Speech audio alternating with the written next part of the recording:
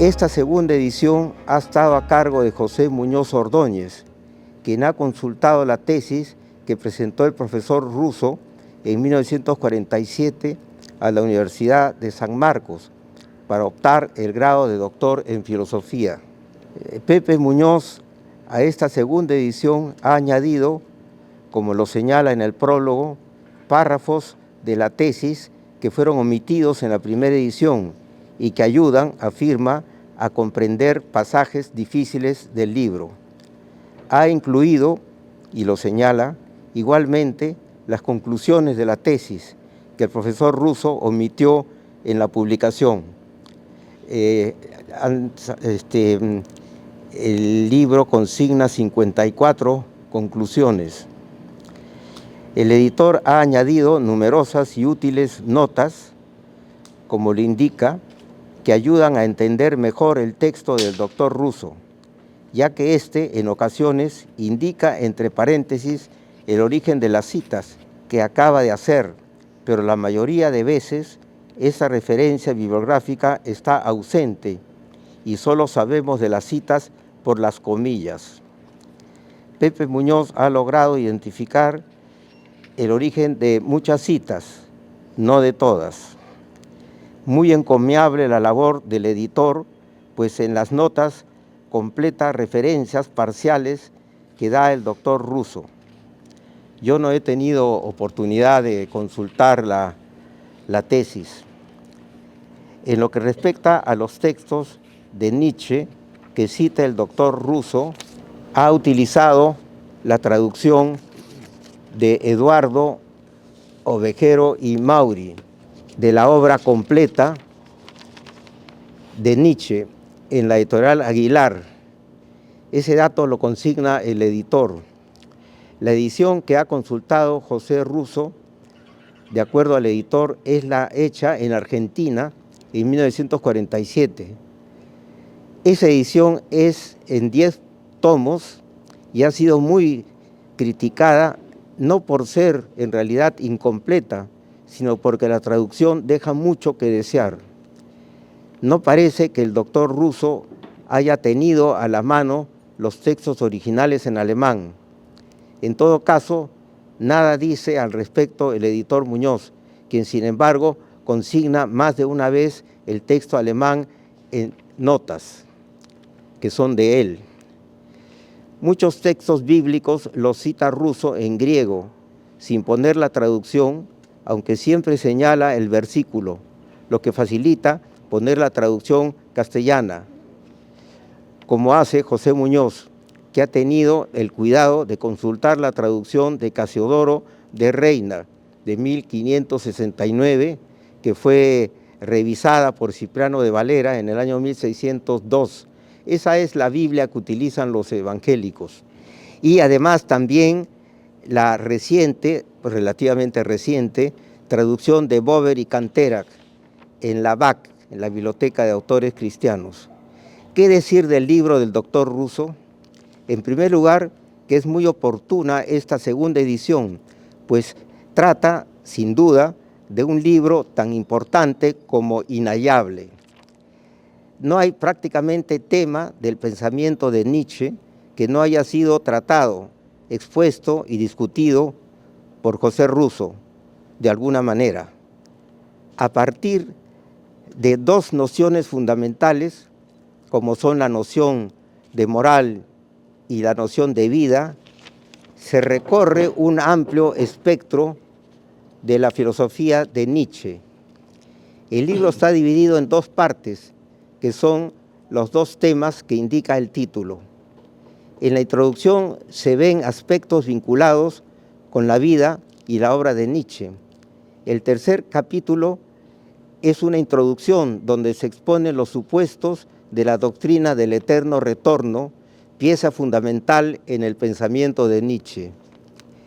Creo que es pertinente señalar que Friedrich Nietzsche es uno de los filósofos del canon de la historia de la filosofía más difíciles, más complejos, porque entre otras cosas rompe con las formas tradicionales de la exposición filosófica. La utilización de metáforas, sentencias, aforismos y escritos donde se presenta a sí mismo, pero no a la manera, por ejemplo, de Descartes, sino más bien como lo había hecho Schopenhauer, filósofo admirado en un momento por Nietzsche. Después hubo un distanciamiento que se registra en las consideraciones intempestivas. Por ejemplo, en el último escrito de Nietzsche, que es Ecce Homo, fue publicado por la hermana de Nietzsche, Elizabeth Foster Nietzsche, en el año 1908, o sea, 20 años después de que Nietzsche lo hubiera escrito. Es importante señalar que la hermana de Nietzsche manipuló los textos. Ella inició la edición de la obra completa de Nietzsche en el año 1900, la famosa edición en octavo mayor, la Grosse Octave-Ausgabe. Y ahí ella manipula absolutamente los textos para hacerlo a Nietzsche ser una especie de protonazi, y de hecho ella tuvo una vinculación muy estrecha con Hitler. En el escrito Ecce Homo, Ecce Homo significa he aquí al hombre, y fue la expresión que utilizó Pilatos, que después de haber flagelado a Jesús, lo presenta y lo lanza al pueblo diciendo Ecce Homo, he aquí el hombre. Y en este escrito Nietzsche quiere presentar su vida y lo hace a través de capítulos que, por ejemplo, el primero se titula ¿Por qué soy tan sabio? El segundo, ¿por qué soy tan inteligente? El tercero, ¿por qué escribo tan buenos libros? En fin, el hecho es que el problema de la manipulación de los textos de Nietzsche ha sido estudiado y ampliamente analizado por un autor alemán, Karl Schlechter, en un libro que se titula El caso Nietzsche. El doctor Russo aborda el pensamiento de Nietzsche de tal manera que se sitúa en un plano adecuado para una comprensión de un pensamiento complejo y de difícil abordaje, lo que podríamos llamar el núcleo de la concepción filosófica de Nietzsche, los temas del nihilismo, la voluntad de poder, la transmutación de todos los valores y el eterno retorno. Esos temas centrales son tratados por el profesor Russo, sin obviar, como lo señala, cito, el necesario balbuceo cuando se trata de Nietzsche, fin de la cita. En el capítulo sobre la vida de Nietzsche, Russo no da fechas ni menciona circunstancias de su vida, excepto una que otra. Se centra más bien en transmitir una atmósfera, una especie de clima de la vida de Nietzsche, lo que permite ulteriormente tener una apreciación más justa de las circunstancias de su obra. Como muy adecuadamente señala, la obra de Nietzsche no tiene una unidad sistemática. Esa es una de las grandes dificultades de exponer a Nietzsche, pero sí, cito, una unidad personal y vital que deviene al final, en unidad racional y aún lógica, fin de la cita. Muy ilustrativo para una comprensión del pensamiento de Nietzsche resulta, como lo hace Russo, una confrontación con otras filosofías, con otros filósofos, en especial Kant. Russo llama a Kant el inmediato gran antecesor de Nietzsche, pero también Spinoza, y también Darwin, Maquiavelo, Gobineau y sobre todo a Heráclito, que es un autor muy apreciado, como veremos más adelante, por Nietzsche. Abundan en el trabajo de Russo las descripciones de lo que implica para Nietzsche el hombre superior, el que crea sus propios valores y que llamará el superhombre, Übermensch, frente a la masa de cobardes, de resentidos que se imponen por el número, por la cantidad. Hoi polloi, dicen los griegos, que es la multitud, que para ellos es algo absolutamente despreciable. El cristianismo para Nietzsche es el refugio de los enfermos del espíritu, de los militantes del rencor. Dice Nietzsche, cito, el cristianismo recogió todo lo que de enfermizo tuvo el mundo antiguo, fin de la cita. Arremete contra lo que él llama la óptica del rebaño, que crea una moral que es inmoral, una moral basada en la resignación, en el espíritu de la venganza. A San Pablo lo llama el más grande apóstol de la venganza. Para Nietzsche, el cristianismo representa esa moral inmoral, esa moral de débiles que se ha hecho inmoral. Es por la multitud que ha sucedido esa transformación. Esa moral de débiles se ha hecho fuertes por su abrumadora mayoría. La moral cristiana se halla aliada con los instintos de degenerados, contra los instintos de aquellos que combaten de la vida superior, contra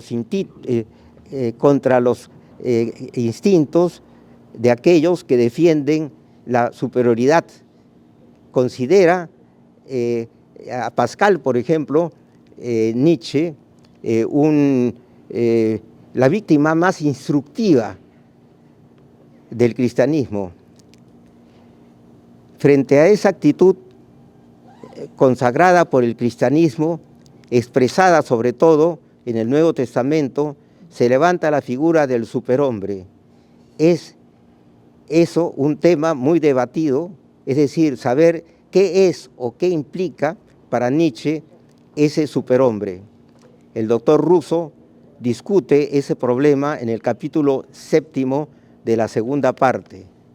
Para entender mejor el fundamento de los postulados de Nietzsche, creo que la actitud más adecuada es centrarse en su crítica a la metafísica. Nietzsche sería el último gran metafísico, a pesar de que hay en él una inversión del mundo, como vamos a ver a continuación, el mundo ideal, que es aquel que va a convertirse en realmente el mundo ideal, y el mundo real que va a convertirse en el mundo auténticamente real. Nietzsche considera que la metafísica ha hecho del mundo real el mundo ideal, y del mundo ideal el mundo real. La palabra metafísica no tiene un origen programático, no tiene un origen filosófico, se debe simplemente a la perplejidad de Andrónico de Rodas, que es un comentarista del siglo I a.C., que fue el que ordenó los escritos de Aristóteles, el Corpus Aristotelicum, y que, desconcertado por el capítulo que Aristóteles había denominado protefilosofía, filosofía primera, dice que son los libros que vienen después de los libros de la física. Ta metata physica biblia, es lo que dice. O sea, es una denominación puramente bibliográfica. Kant decía que no, que era una denominación que tenía que ver con el asunto mismo de la metafísica, que es trascender el ámbito de lo dado para llegar a lo que Kant llamaba la Ding an sich, la cosa en sí. El mundo de la realidad sensorial, el mundo de los instintos, el mundo masivo e imperioso que se capta por los 5 sentidos, se convierte en la metafísica en una ilusión, en un pálido reflejo del mundo real. No hay sino que recordar la alegoría de la caverna en el diálogo La República de Platón. No creo que sea necesario que describa de qué se trata, simplemente una alegoría que representa la condición humana, la condición de los hombres presos en una caverna y viendo en el fondo de la caverna aquello que se está reflejando y que viene de una dimensión suprasensorial. Es por eso que Nietzsche considera que el platonismo es fuente y origen de todas las inadecuadas percepciones o concepciones de la realidad. Así el cristianismo resulta un platonismo para el pueblo, dice Nietzsche. El profesor Russo expone con claridad el problema del mundo real y del mundo aparente.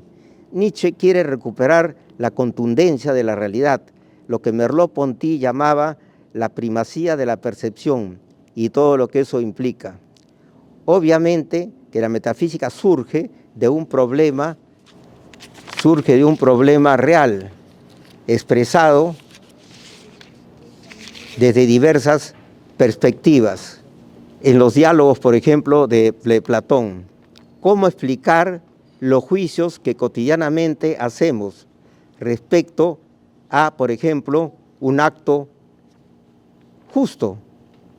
¿Cómo sabemos que un acto determinado es justo? ¿Es que la percepción del acto justo agota su significado? ¿Cómo sé que se trata de un acto justo? ¿Encuentro la noción de justicia en el acto justo? ¿O el acto justo presupone la captación, el conocimiento de la justicia en tanto idea? ¿Dónde encuentro esa idea? Esa justamente es la explicación de Platón, que divide el mundo en dos: el mundo de lo percibido y el mundo de lo que puede ser inteligido, el mundo de el logos, donde están las ideas, los conceptos. Yo puedo solamente entender el mundo real porque tengo lo que podríamos llamar la gramática del mundo real. Se trata de un problema que de una u otra manera la filosofía viene discutiendo desde hace 25 siglos, sin que todavía sepamos realmente a qué atenernos. Nietzsche propone una inversión en esas dos dimensiones, lo que sin duda posibilitará todo el andamiaje de su pensamiento. Un aspecto fundamental de ese pensamiento es el lugar que ocupa el arte, en especial la música, como una ilusión magnífica que hace la existencia digna de ser vivida. Sin la música, el mundo sería un error, llegó a decir Nietzsche. El arte mitiga el inmenso horror frente al incansable devenir y perecer de las cosas.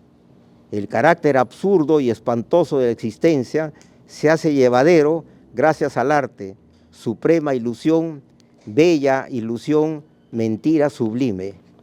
Poco dice al respecto el libro de Russo, pero no quería pasar por alto el lugar que ocupa en Nietzsche el arte. Esos temas están vinculados a la oposición que establece Nietzsche entre el espíritu apolíneo, el espíritu del orden, y el espíritu dionisíaco, el espíritu de la ebriedad, el espíritu del desorden, que es el origen para Nietzsche de la tragedia. El origen de la tragedia es el primer libro que publica Nietzsche. Ni el tiempo ni la ocasión permiten un análisis detallado del libro de José Russo, maestro y amigo.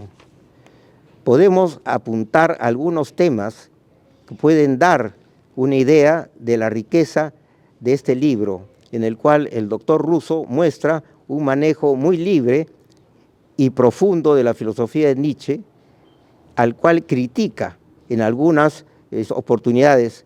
Critica, por ejemplo, algunas afirmaciones de Nietzsche, el que haya sido injusto con los evangelios o que no consideró lo que puede llamarse los rasgos nietzscheanos de Jesús, o una crítica a la noción de eterno retorno.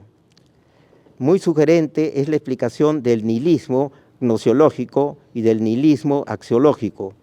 Todo lo relativo a ese nihilismo está expuesto de manera exhaustiva a partir de la página 94. Por ejemplo, la afirmación de Nietzsche de que el optimismo es la expresión del racionalismo de los decadentes y de que el pesimismo es un fenómeno equívoco que puede ser la manifestación de la plenitud de la vida o la expresión de la decadencia. Decadencia del ideal aristocrático. Nietzsche pensaba, por ejemplo, que Jesucristo era el más interesante de los decadentes. El progresivo desvanecimiento de las verdades que implican los valores del hombre, que afirma su realidad e instaura un mundo de autenticidad y que se afirma ante la muerte de Dios, el Dios que los hombres han matado, como lo expresa Nietzsche en Así habló Zaratustra. El hombre frenético se dirige a un grupo de descreídos y le dice: Dios ha muerto, Dios está muerto, lo hemos matado nosotros. Y eso motiva la burla de aquellos a los cuales él se dirige. La muerte de Dios no es sino la muerte de un mundo de engaño, un mundo de apariencias que habían logrado opacar y relegar el mundo real, el mundo de la fuerza y del poder, de lo percibido, de los instintos, de la verdad. En realidad no es Nietzsche el primero que mata a Dios, ¿eh? Dios había sido ya previamente asesinado por Hegel. Nietzsche en una ocasión explica este mundo de Dios. Dice, cito, que la fe en el Dios cristiano ha perdido su credibilidad. Esto lo dice en un libro de lectura imperiosa que se titula Die fröhliche Wissenschaft, que se traduce por la gaya ciencia, la ciencia alegre. En todo caso, se trata de la pérdida de fundamento y la apertura al nihilismo, al abismo de la nada. Lo dice Nietzsche en un texto de La voluntad de poder. La voluntad de poder es el libro que con más minuciosidad y alevosía manipuló la hermana de Nietzsche. En la actualidad existe una edición de la obra completa de Nietzsche, una edición crítica que ha sido hecha por dos italianos, Colli y Montinari, que trabajaron en el archivo Nietzsche de Leipzig y descubrieron, por ejemplo, que la hermana de Nietzsche había destruido el capítulo del Ecce Homo, donde Nietzsche habla pestes, tanto de su madre como de su hermana. Nietzsche en una ocasión explica esta muerte de Dios. Dice que es la pérdida de la fe cristiana. Se trata, en consecuencia, de la apertura, como digo, de la nada, que no hay verdad, cito, alguna, que no hay cualidad alguna absoluta en las cosas, que no hay cosa en sí. Este es el nihilismo, en verdad el nihilismo más extremo. Fin de la cita. Autor difícil de centrar, Nietzsche, como sus admirados sofistas, es escurridizo y una afirmación puede continuar siendo afirmación hasta que le impugna su negación, sin que Nietzsche se inmute. Por ejemplo, se ha hablado mucho del antisemitismo de Nietzsche.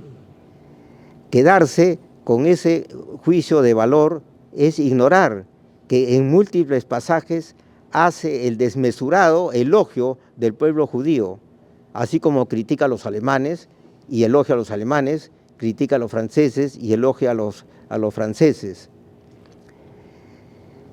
En lo que respecta al debatido postulado o tema del eterno retorno como forma extrema del nihilismo, Rousseau se acerca con cautela, pues se trata de un problema con muchas aristas y posibilidades de ser mal comprendido. Nietzsche consideraba que su concepción filosófica podía abarcar y ser comprendida a partir de la voluntad de poder, Wille zur Macht, tema al cual estaba dedicado a exponer en toda su vastedad cuando la noche en que lo ocupó o la noche en que la locura se hizo de él y se desplomó el 3 de enero de 1889 en una calle de Turín, después de haber abrazado, llorando, a un caballo que era maltratado por un cruel cochero, él, que se consideraba el heraldo de una nueva época. Otro problema que de alguna manera atormentó a Nietzsche fue la incapacidad en que está el lenguaje y la lógica para poder expresar la realidad del devenir. Como los místicos, Nietzsche desconfía del lenguaje y toda su obra es una lucha por poder poner en palabras una realidad que fluye incesantemente, como lo había proclamado Heráclito, admirado por Nietzsche, que admiraba a los filósofos presocráticos. Después de Hegel, es el primer filósofo que valora en su auténtica dimensión a aquellos que son llamados presocráticos, o sea, anteriores a Sócrates. A partir de Sócrates se iniciaría una dimensión de la filosofía, pero Hegel ya había valorado a los filósofos que presentaba en el libro Alfa de la Metafísica Aristóteles. Nietzsche, que admiraba a los filósofos presocráticos, a los que dedicó lecciones que se convirtieron en 2 libros, La filosofía en la época trágica de los griegos y La filosofía preplatónica. El primero escrito para Cosima Wagner. Cosima Wagner era la hija de Franz Liszt y esposa de Richard Wagner, de la que estaba profundamente enamorado, sin éxito aparentemente. Nietzsche fue un desafortunado en el amor porque también se enamoró de Lu Andrea Salomé, y sin embargo él consideraba que a partir de cierta edad a los solteros había que ponerles un impuesto por no haberse casado. Él nunca se casó y los 10 últimos años de su vida los pasó en un estado de absoluta demencia en la casa de su madre. Lu Andrea Salomé, discípula de Freud y amante de Rilke, escribe un libro sobre la filosofía de Nietzsche. La editorial Trotta ha publicado en el 2013 las cartas de Cosima Wagner a Nietzsche, así como la presencia de Nietzsche en los diarios de Cosima entre 1869 y 1883. Hay un registro de cartas no conservadas de Nietzsche a Cosima Wagner. Las cartas que Nietzsche le escribió a Cosima han desaparecido. Volviendo al libro que nos ocupa, no quiero seguir abrumándolos, solo quiero terminar mencionando las acertadas consideraciones de Rousseau sobre la conciencia según Nietzsche. Lo considera a la conciencia el órgano más torpe y débil, siendo el alma la interiorización de los instintos por medio de ese órgano en el cual habita el gusano del remordimiento, dice Nietzsche. Para terminar, sería injusto para el libro de Rousseau silenciar sus desarrollos de la concepción que tiene Nietzsche de la religión. Considera que había 2 tipos de religiones. Religión viene del latín religare, que es unir. Consideraba que había las religiones negativas o nihilistas y las religiones afirmativas. Por ejemplo, el paganismo de los griegos y romanos, la superioridad del politeísmo sobre el monoteísmo. El monoteísmo es creación más bien del intelecto y de lo que puede implicar eventualmente la existencia de un ser perfecto. Nietzsche valoraba más bien la multiplicidad de dioses, el politeísmo que había, por ejemplo, tanto en Grecia como en Roma. Nietzsche se consideraba un pagano y ejemplo de religión negativa es el budismo, al que elogia y a la vez censura. Pero ir por allí nos llevaría muy lejos. Termino con la absoluta certeza de no haberle hecho justicia a este libro logrado y útil para tener una apreciación de algunos aspectos centrales del pensamiento de Nietzsche. Muchas gracias. Gracias. Era provinciano, nacido en Chiclayo, madre de Lambayeque, padre de Chiclayo, y se formó en un colegio público, en un colegio del Estado, que era el Colegio San José de Chiclayo, que pertenecía en ese momento, bueno, al Estado peruano. Al igual que el Guadalupe, que era uno de los grandes colegios de esa época, acá en Lima teníamos en Chiclayo al San José, dirigido por un alemán, ¿ya? Karl Weiss. Entonces, es entendible que él estuviera inclinado hacia todo lo que significaba Alemania. Ya, en el colegio, estando él en el colegio, comienza a militar en el Partido Aprista. En el Partido Aprista estamos hablando del año 1932, ya cuando él tenía 15 años. Ya era un militante activo. Ya, y le toca el año 1932 y esto como una anécdota familiar, si se quiere, que no sé si está escrita, creo que no está escrito en los libros, pero lo he consultado a mis primos y mi padre siempre insistió en que Chiclayo en esa época se iba a levantar, no se llegó a levantar, siguiendo los caminos de Trujillo. ¿Por obra de quién? De Luis Heysen Inchaustegui, quien dijo no se levanta Chiclayo. Y eso fue lo que sucedió. Chiclayo no se levantó, pero la tragedia de Trujillo marcó históricamente al Perú durante varias décadas. Hasta, si mal no recuerdo, hasta cuando Francisco Morales Bermúdez en Cajamarca en el año 1979 pide a nombre del ejército peruano, pide el perdón por lo sucedido históricamente, que se le echaba la culpa a los militares de la matanza de Trujillo. Después de Chiclayo, se presenta a la Universidad Católica, y la Universidad Católica es cerrada y se pasa a San Marcos. Se pasa a San Marcos y tiene su primer exilio, un exilio corto en la época de Benavides, del mariscal, que lo exilian a México, un exilio bastante corto que regresa al Perú. Pero después tiene un segundo exilio, ya, que es en el año 1941, que sale exiliado a Panamá, junto con Carlos García Ronceros, el padre de Alan García Pérez, con Ramiro Prialé, con el famoso conocido Cachito Bedoya, y un tal señor Espinosa, más el hermano del padre Alan García, en un grupo de 6 peruanos que salieron exiliados a Panamá en el año 1941. De Panamá, él se traslada, después de 2 años, se traslada a México,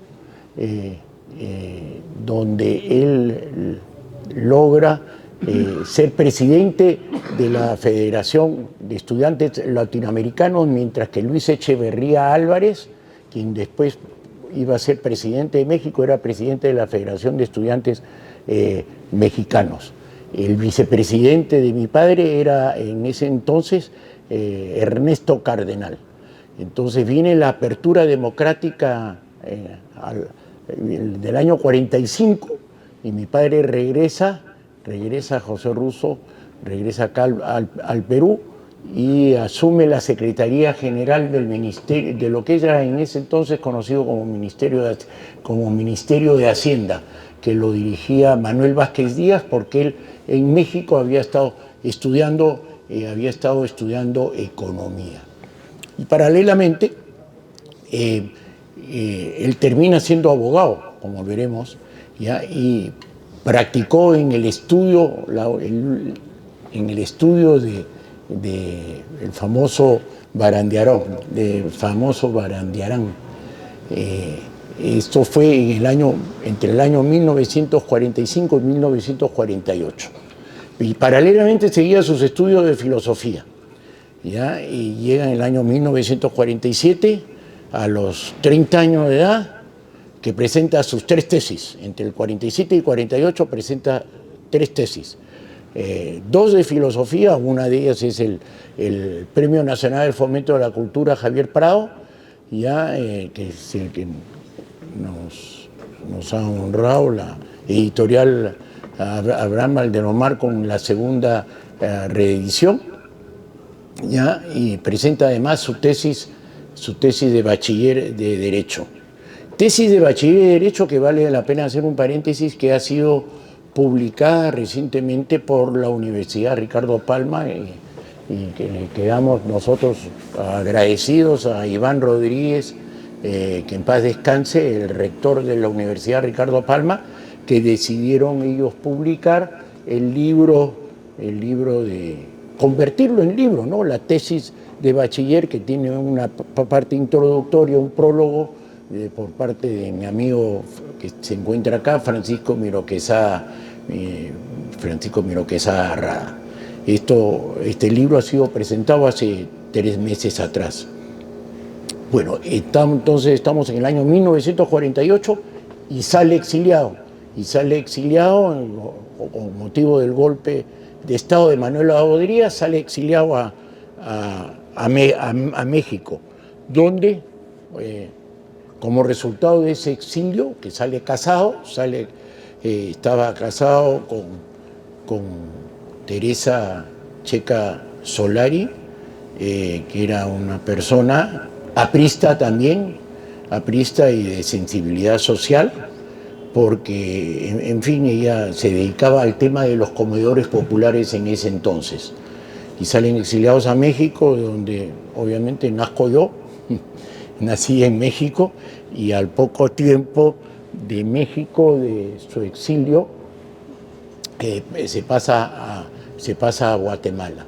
Un paréntesis, antes que me olvide, la gran influencia que él recibió fue fundamentalmente de los españoles exiliados en México como resultado de la revolución, la Guerra Civil Española del año 1936. Él, como todos nosotros sabemos, en México había un grupo muy importante de filósofos académicos e intelectuales republicanos españoles que habían sido perseguidos por el franquismo, y que México los había recibido y les había dado la nacionalidad, como el caso de José Gaos, que llegó a México y a los 2 años ya era mexicano, cosa que después con los años esto ha sido inusual en México, porque los mexicanos normalmente se demoraban para los extranjeros en darle la nacionalidad alrededor de 10 años. Pero en fin, el hecho es que, insisto, muy importante la influencia de José Gaos como el gran filósofo español que se encontraba en México. Entonces volvemos nosotros entonces al año, a su estancia ya en Guatemala.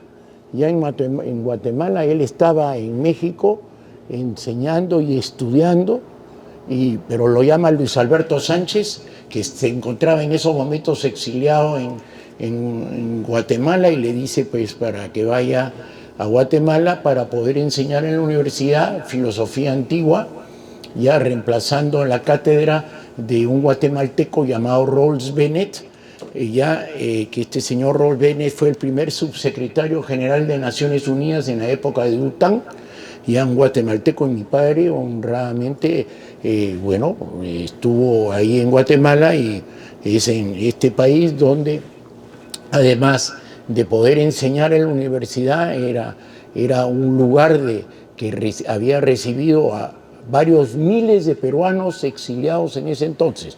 Era el gobierno de Odría. ¿Ya? Y en Guatemala nace acá mi hermano, que se encuentra acá presente. ¿Ya? En Guatemala, y esto es interesante, y yo la verdad que con los años uno comienza a ver, como yo he vivido 40 años fuera del Perú, comienza a ver uno en perspectiva y a comprender más las cosas. Y así que yo he tratado de entenderlo y comprenderlo más a José Russo Delgado. Y me he encontrado con algunos libros, con algunas conferencias que las he convertido en una especie de folleto. Una conferencia me parece bastante interesante en él, que se llama Sentido Ontológico de la Paz, y que es una conferencia que dio en el año 1953, cuando estaba en Guatemala enseñando, y otra y otra sobre el tema de la universidad. Otro el tema de la universidad. Universidad, humanidades y humanismo, porque no hay que olvidar que la influencia peruana en José Antonio Russo Delgado era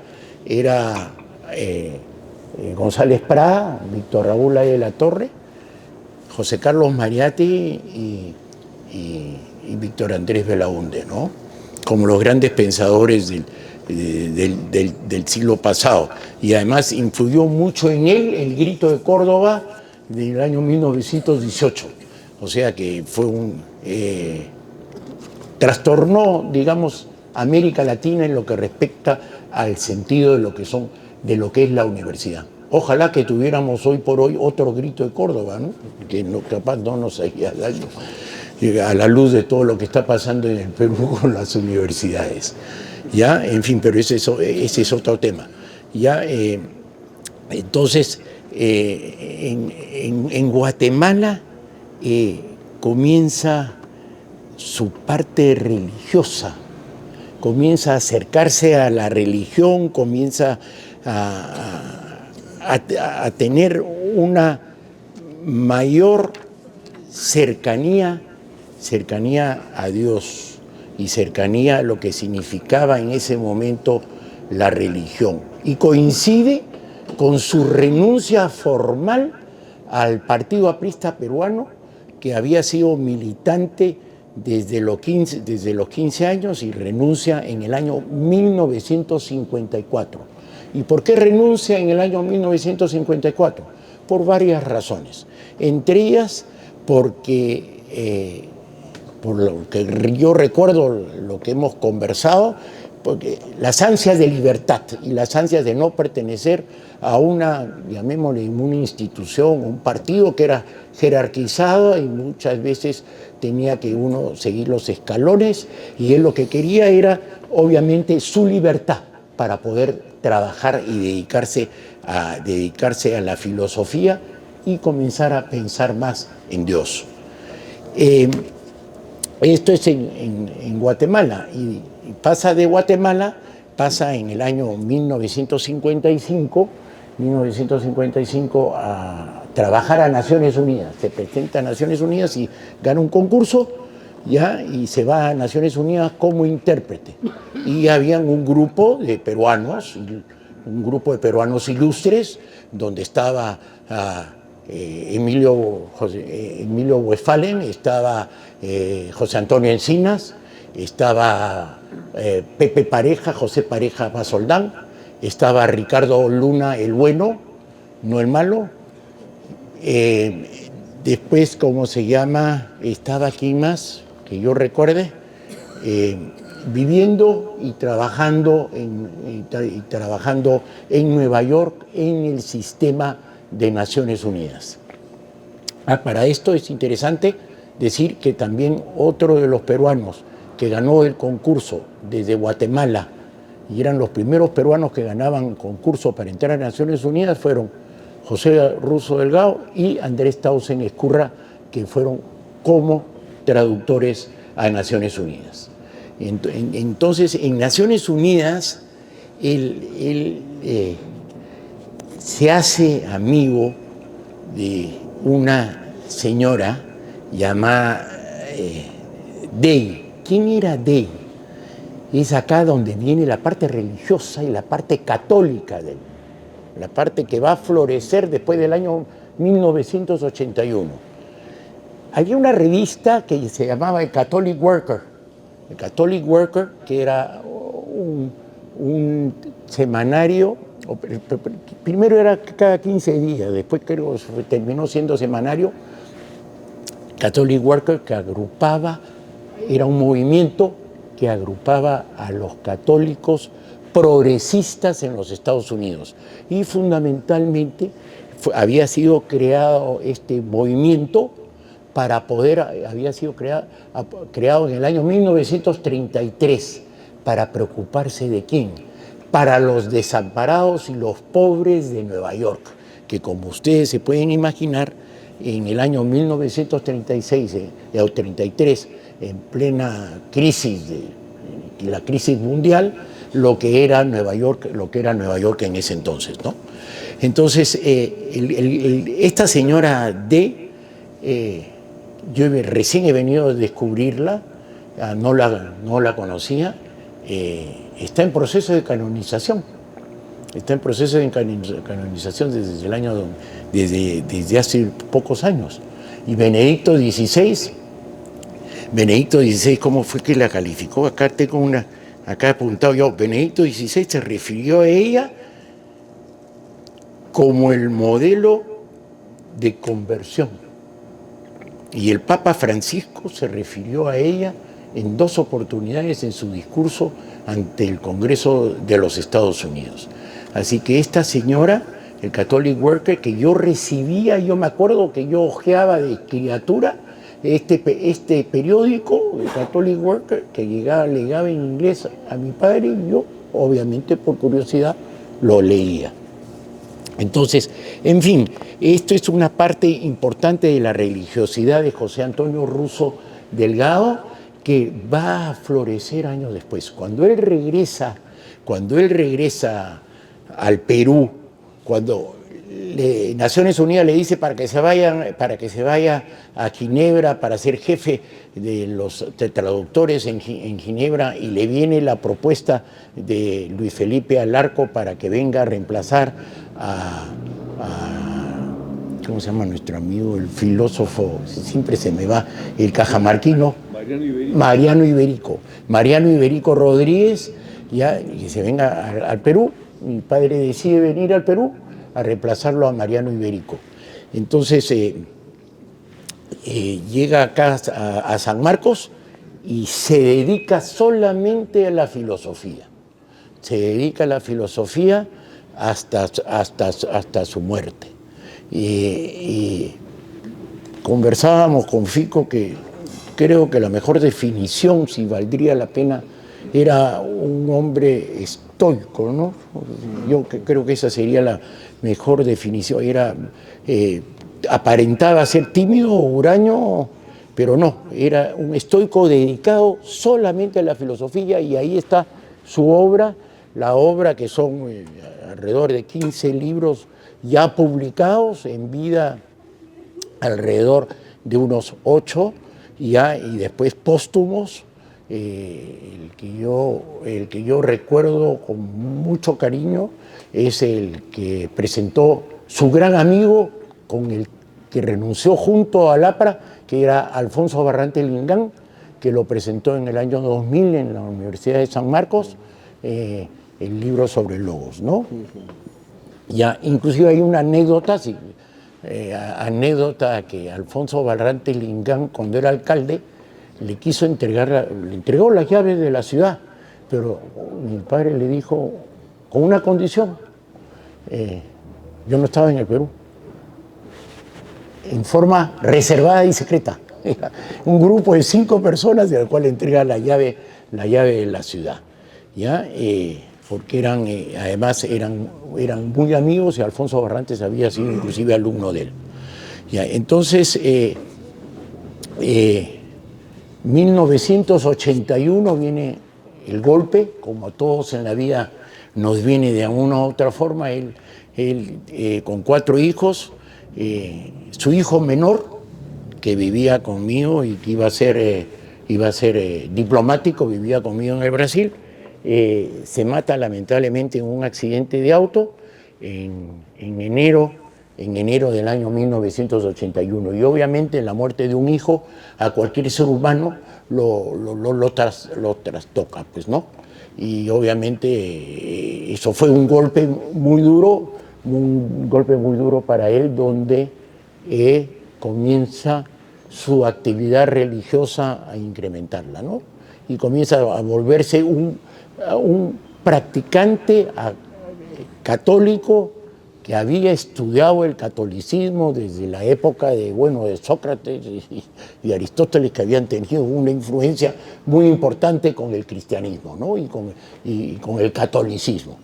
¿Ya? Me parece que esto es bastante importante. Y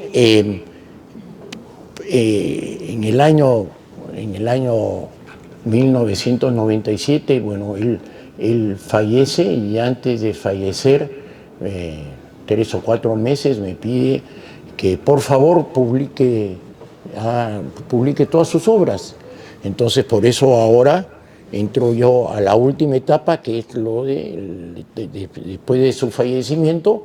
En los últimos años hemos venido publicando algunas obras póstumas de él, hemos publicado alrededor de unas 5 o 6, donde está Krishnamurti, Anaxágoras, Logos, Demócrito, que es una obra principal de San Marcos, y ahora esta reedición del libro de Nietzsche, Moral y Vida, y ya está listo, ya lo tenemos listo, Los Atomistas con el apoyo especial acá de mi amigo que está al frente, de Ricardo Ramírez, en que lo vamos a publicar, los Atomistas, y la obra que va a publicar eventualmente el Congreso de la República, que es Lecciones de Filosofía Moderna, que hemos conseguido todas las copias, porque en esa época, o sea, en la década de 50 y 60, los profesores entregaban copias a los alumnos de sus clases. Entonces, ya no se practica eso, creo, ¿no? Entonces, vamos a sacar esta obra este año, y además de una obra pequeña que tiene, que se llama Sobre la alienación del hombre. Entonces, esto es todo lo que yo tenía que decir. Y Anaxágoras, sí, Anaxágoras, que la publicó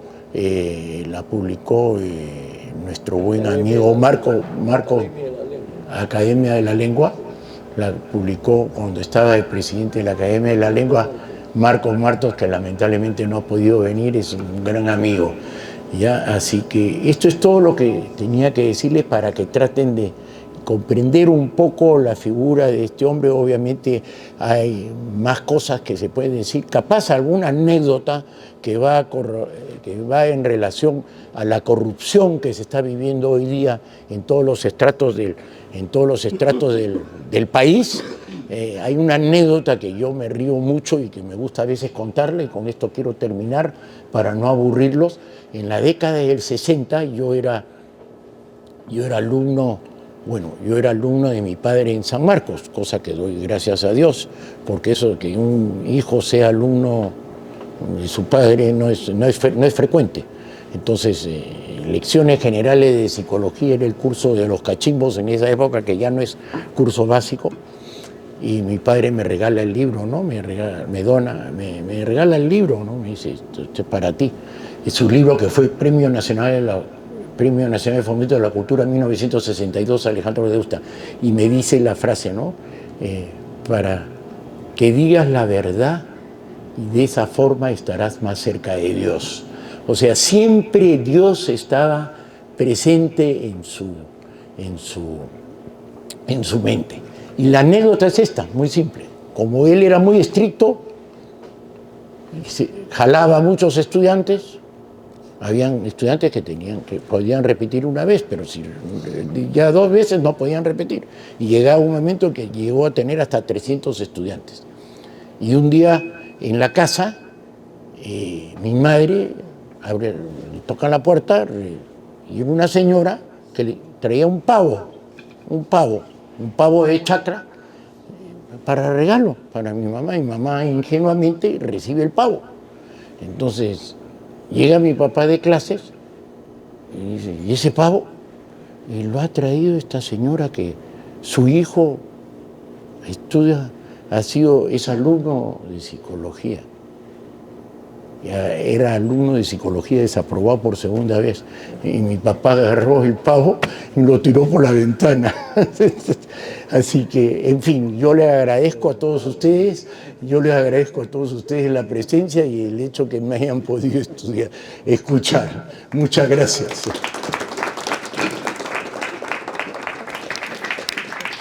Fui alumno del doctor Russo en los años 65, 67, tanto en el curso de filosofía antigua como en los que dio de filosofía moderna, y recuerdo especialmente un seminario sobre un artículo de Heidegger que él iba traduciendo, el principio del fundamento, me parece, que él iba traduciendo a la vez que desarrollaba, dirigía el seminario con pocos alumnos. En fin, del libro que nos ocupa de esta segunda edición, ya creo que el doctor Camino ha hablado larga y suficientemente. Efectivamente, hay una... José Russo escribe su tesis en el año 1947, mientras escribía también otras dos tesis, una de Derecho y otra que no estoy enterado del tema, pero son informaciones que nos ha recordado Guillermo Russo en esta oportunidad. El premio que ganó José Russo fue a la tesis. Cuando me toca ver el libro, veo que el libro tiene en las solapas, la primera edición tiene en las solapas, la muy elogiosa carta del poeta Martín Adán al libro, pero el libro no había sido publicado. Claro, cabe la posibilidad de que Martín Adán haya leído la tesis, o de que haya leído las pruebas. En esa época había pruebas de galera y pruebas de página. Y entonces hice el esfuerzo de recuperar esa tesis. Las tesis ahora son difíciles de encontrar porque con las universidades las tienen muy en reserva por los motivos de plagio. Pero tuve la suerte de encontrar la tesis y compararla con esta primera edición. Eso me sirvió para completar la primera edición con los párrafos que faltaban. Había muchos párrafos al final de capítulos, pero en un lugar faltaba una página entera.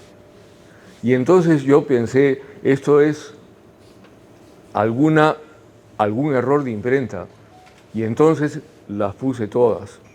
He puesto, señalándolo para el lector, cuáles son las partes de la tesis que no están en la primera edición.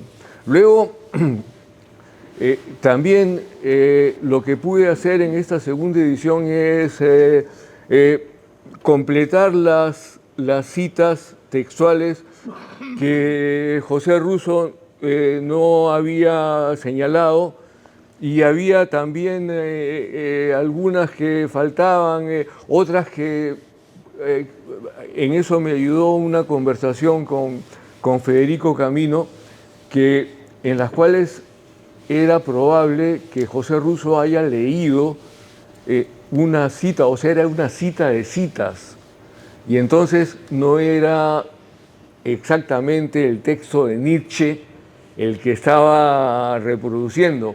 En algunos casos lo he corregido y en algunos casos he dejado tal cual cuando corresponde a la fluidez del texto. También es cierto que como editor me he tomado la libertad de sacar algunas repeticiones o cambiar por sinónimos algunos sustantivos que están demasiado repetidos. Me da la impresión de que el autor no tuvo acceso, y en esa época no había una figura de editor, a ese texto en imprenta. Hay muchas erratas en esta primera edición que han sido corregidas acá. En fin, no quisiera un gran lector que no sé si hoy día está aquí, no lo he visto, pero me dijo, ¿y por qué no está traducido el griego del Nuevo Testamento? Bueno, el autor no lo hizo así, no puso. Entonces yo he puesto la traducción en las notas, guardándome de elegir una traducción al español que fuera cercana a la traducción de Martín Lutero, que probablemente sea la que Nietzsche leyó, y entonces usé esa traducción para las citas del Nuevo Testamento que están en el libro. En fin, no quisiera extenderme demasiado, pero José Russo era un profesor excelente. No faltaba nunca clases, llegaba siempre temprano, y si había algún profesor en San Marcos, y si había algún profesor que había estaba usando su clase, era muy enérgico. Entraba y le decía, usted no lee a quién le toca en esta hora, y sacaba a todos. Y todos salían despacito. En San Marcos era muy respetado por tirios y troyanos. Y termino con una anécdota. La vez que sacó a un poeta conocido que estaba usando su clase, yo estaba presente. Y en otra oportunidad, esa era una anécdota conocida en San Marcos, era que en la Casona el tranvía pasaba por la calle Azángaro y cruzaba la Colmena. José Russo termina la clase y algunos de sus alumnos más entusiastas lo siguen, y él sigue hablando. Pero en eso se acerca el tranvía, y el tranvía no tocaba un claxon, sino tocaba una campanita. Toca la campanita y Russo se da vuelta y le dice, me está interrumpiendo la clase.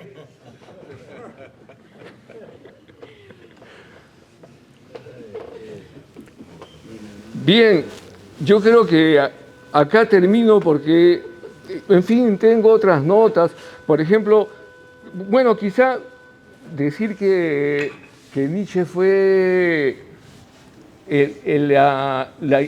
hay escritores sobre Nietzsche que escriben cuando aún los textos no habían sido expurgados, es decir, cuando aún seguían la influencia de su hermana Elizabeth, y aquellos que vienen a partir de un editor cuyo nombre no recuerdo, pero es antes de Colli y Montinari. Me parece que en el año 1956 hay una edición que ya expurga buena parte de las interferencias que la fascista Elizabeth, la hermana de Federico, había hecho con su hermano, con el filósofo, pero de lo cual ya ha hablado el doctor Camino. Por ejemplo, sobre el eterno retorno, hay un libro interesante de un rumano, de Elíade, sobre el eterno retorno, pero no lo menciona a Nietzsche sino una sola vez y muy, muy ligeramente. Y Umberto Eco también tiene un libro sobre el superhombre, y no lo menciona a Nietzsche ni una sola vez. ¿Por qué? Porque todavía pesaba ese veto cultural que había con respecto a Nietzsche por el hecho de la vinculación que había fabricado su hermana. Bien, yo creo que es suficiente con lo que ya ha sido explicado y aquí termino. Muchas gracias.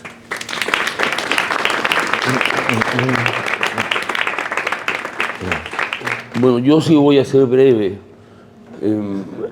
Conocí al doctor Russo Delgado porque Fico Camino me llevó donde él alguna tarde y evidentemente que es un hombre muy admirable.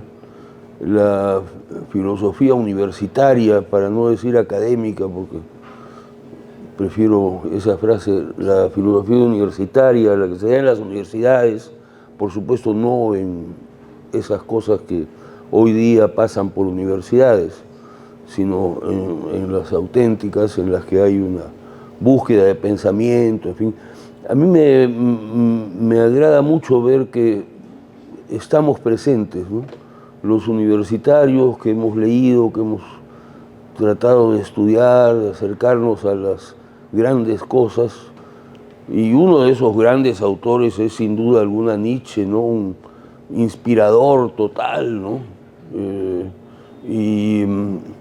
Bueno, a mí me alegra mucho que la Biblioteca Abraham Valdelomar haya editado este libro.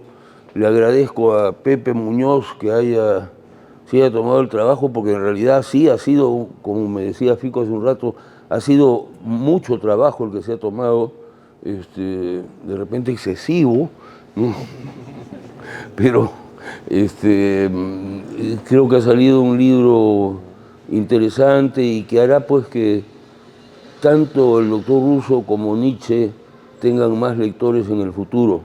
Estamos pensando en una edición de los libros que publicó el doctor Russo sobre los presocráticos y que está preparando el doctor Camino y que nos interesa mucho, por supuesto, porque esos libros sobre los presocráticos son realmente extraordinarios, ¿no? Yo los he usado para mis clases y, en fin, siempre han tenido cosas importantes que decir, ¿no? Heráclito, Parménides, todos esos monstruos, ¿no? Inmensos, que también son pues grandes inspiradores, ¿no? Bueno, muchas gracias por su asistencia. Les cuento que la próxima vez esto va a estar techado. Gracias.